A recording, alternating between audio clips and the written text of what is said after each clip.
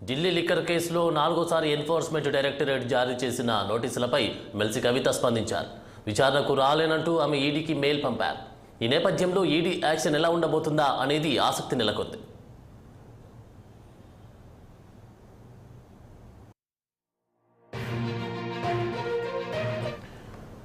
Liquor కేసులో ఇవాళ ఢిల్లీలోని తమ కార్యాలయంలో విచారణకు హాజరు కావాలని కవితకు ఈడీ నోటీసులు పంపింది. అయితే సుప్రీంకోర్టు నుంచి తనకు రక్షణ ఉత్తర్వులు ఉన్నాయని, తన కేసు ఇంకా సుప్రీంలో పెండింగ్లో ఉందని లేఖలో కవిత పేర్కొన్నారు. కాబట్టి తాను విచారణకు రాలేను అని మెయిల్ ద్వారా స్పష్టం చేశారు. ఈ నేపథ్యంలో ఈడీ ఎలాంటి చర్యలకు ఉపక్రమించనుందో స్పష్టత రావాల్సి ఉంది.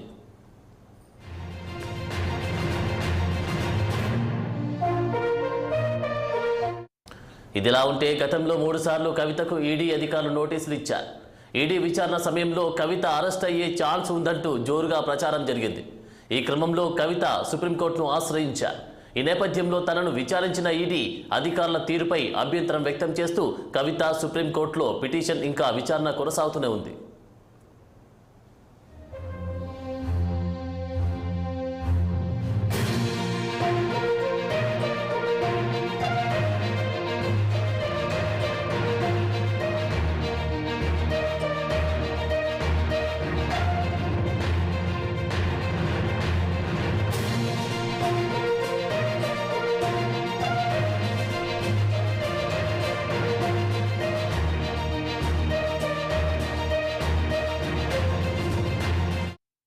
ఢిల్లీ లిక్కర్ కేసులో నాలుగోసారి ఎన్ఫోర్స్మెంట్ డైరెక్టరేట్ జారీ చేసిన నోటీసులపై ఎమ్మెల్సీ కవిత స్పందించారు. విచారణకు రాలేనంటూ ఆమె ఈడీకి మెయిల్ పంపారు. ఈ నేపథ్యంలో ఈడీ యాక్షన్ ఎలా ఉండబోతుందా అనే ఆసక్తి నెలకొంది. లిక్కర్ కేసులో ఇవాళ ఢిల్లీలోని తమ కార్యాలయంలో విచారణకు హాజరు కావాలని కవితకు ఈడీ నోటీసులు పంపింది. అయితే సుప్రీంకోర్టు నుంచి తనకు రక్షణ ఉత్తర్వులు ఉన్నాయని, తన కేసు ఇంకా పెండింగ్లో ఉందట్టు కూడా లేఖలో పేర్కొంది కవిత. కాబట్టి తాను విచారణకు రాలేను అని మెయిల్ ద్వారా స్పష్టం చేశారు. ఈ నేపథ్యంలో ఈడీ ఎలాంటి చర్యలకు ఉపక్రమించనుందో స్పష్టత రావాల్సి ఉంది. ఇదిలా ఉంటే గతంలో 3 సార్లు కవితకు ఈడీ అధికారులు నోటీసులు ఇచ్చారు.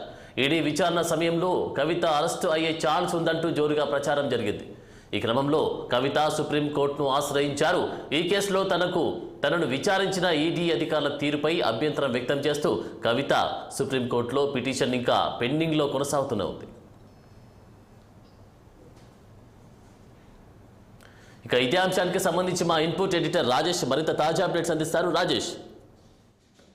ఆనంద్, ఈడీ మరొకసారి లిక్కర్ కేసులో స్పీడ్ పెంచి చెప్పవచ్చు. మనం చూసాం ఈడీ లిక్కర్ కేసు సంబంధించి బీఆర్ఎస్ ఎమ్మెల్సీ కవిత ఉందో కవితకు ఆ లిక్కర్ కేసులో సంబంధాలు ఉన్నాయని కూడా ఈడీ గతంలోనే కవితకు నోటీసులు పంపించారు. నోటీసులు పంపించిన సమయంలోనే లాస్ట్ ఇయర్ అంతా దాదాపు 3 సార్లు ఆమెను విచారించారు. మార్చిలో కేసు స్టార్ట్ అయినా మార్చిలో ఒకసారి, అదేవిధంగా సెప్టెంబర్లో ఒకసారి, అక్టోబర్లో ఒకసారి, ఇలా 3 సార్లు విచారించారు.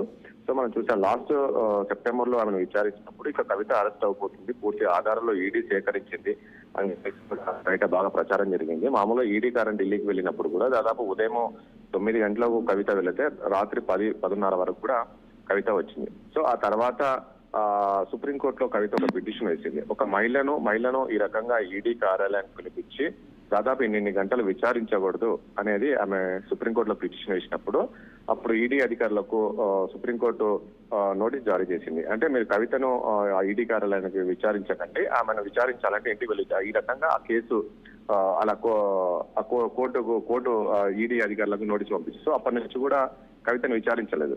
నవంబర్ లాస్ట్ తర్వాత ఇప్పటి వరకు కూడా వెళ్ళదు. కానీ అనూహంగా నిన్న కవితకు మరొకసారి నోటీసులు పంపించి ఈ రోజు ఉదయం 11 గంటల ఈడీ కార్యాలయానికి రావాలని చెప్పేసి ఆమెకు నోటీసు జారీ చేయడంతో ఆమె వెంటనే న్యాయ అధికారులతో ఎవరైతే న్యాయకులతో చర్చించిన తర్వాత ఆమె వెంటనే మెయిల్ కూడా పంపించింది. నేను ఈ రోజు రాలేను, ఎందుకంటే సుప్రీంకోర్టులో కేసు ఉంది. యాక్చువల్గా సుప్రీంకోర్టులో ఈ కేసుకు సంబంధించి నేను చెప్పాను, ఒక మహిళను విచారించే ఇది ఈ రకంగా కాదు అనేది ఏదైతే సుప్రీంకోర్టులో ఆమె పిటిషన్ వేసిందో అది నెక్స్ట్ వీక్ లిస్ట్ అయ్యేది ఉంది సుప్రీంకోర్టు.